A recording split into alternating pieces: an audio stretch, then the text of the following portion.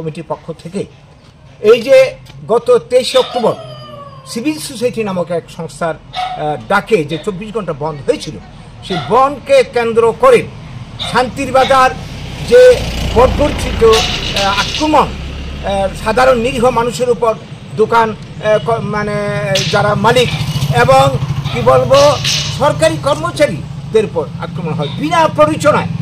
এই আক্রমণের ঘটনায় অনেকেই আহত হয়েছেন, মারাত্মকভাবে আহত হয়েছেন এবং দোকানপাট ভাঙচুর লুটপাট করে কোটি কোটি টাকার সম্পদ ধ্বংস করা হয়েছে।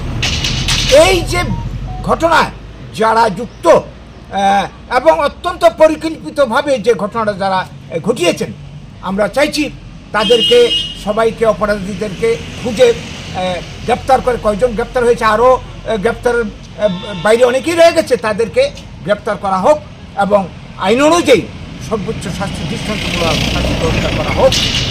তাছাড়া এই ঘটনায় যারা ক্ষতিগ্রস্ত হয়েছেন, আহত হয়েছেন, তাদেরকে সরকারি খরচে চিকিৎসার ব্যবস্থা সবাইকে কিন্তু করা হয়নি, 2-3 জনকে করা হয়েছে, আমরা নিজেও দেখে এসেছি, কিন্তু অনেকেই চিকিৎসার সুযোগ পাননি, তাদেরকে চিকিৎসার ব্যবস্থা করতে হবে।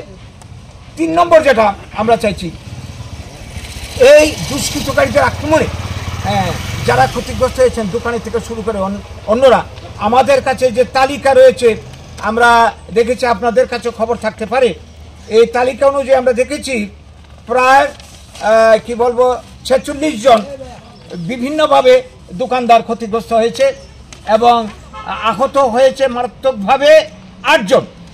তো তাদের যারা বেশি ক্ষতিগ্রস্ত হয়েছে সর্বোচ্চ 40 লক্ষ টাকা আমরা দাবি করছি সরকারের কাছে এবং তুলনামূলক বিচারের তদন্তে যা বেরিয়ে আসে যারা কম ক্ষতিগ্রস্ত হয়েছে তাদেরকে 10 লক্ষ টাকা করে দিতে হবে মিনিমাম।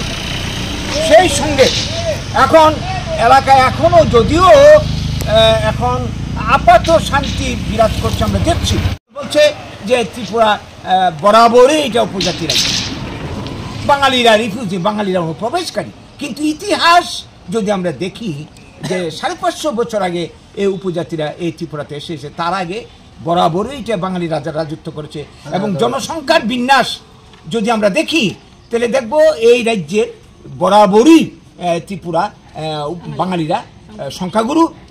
যখন ত্রিপুরা ভারতভুক্তি হয়নি তার আগের হিসাব ধরলে মেঘনার পূর্ববার চাকতাল সোনাত পর্যন্ত ধরলে সমতল ত্রিপুরা যেটা রয়ে গেছে এইটার মধ্যে বাঙালি 97% এবং এই ত্রিপুরাতে 31 সালের সেন্সাস অনুযায়ী দেখা যায় এই পার্বত্য ত্রিপুরাতেও বাঙালি ছিল 52%। কাজেই বাঙালিরা বরাবরই সংখ্যা গুরু, কারণ এটা তো আমাদের জন্মভূমি, বাঙালিদের মাতৃভূমি, বাঙালিরা এখানকার ভূমিপুত্র। আজকে বলা হচ্ছে যে বাঙালিরা রিফিউজি।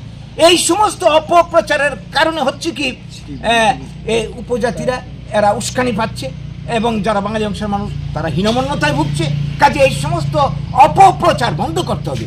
আমরা চাই, আমরা বাঙালি আমরা যারা করি, যে যখনই আসুক এটা অতীতকে যদি আমরা বাদ দিই, ইতিহাস বর্তমান বাস্তবতা হচ্ছে আমরা সবাই ত্রিপুরার মানুষ, আমরা সবাই ত্রিপুরার অধিবাসী, জাতি উপজাতি নির্বিশেষে আমাদের সবাইকে মিলেমিশে এখানে থাকতে হবে। 78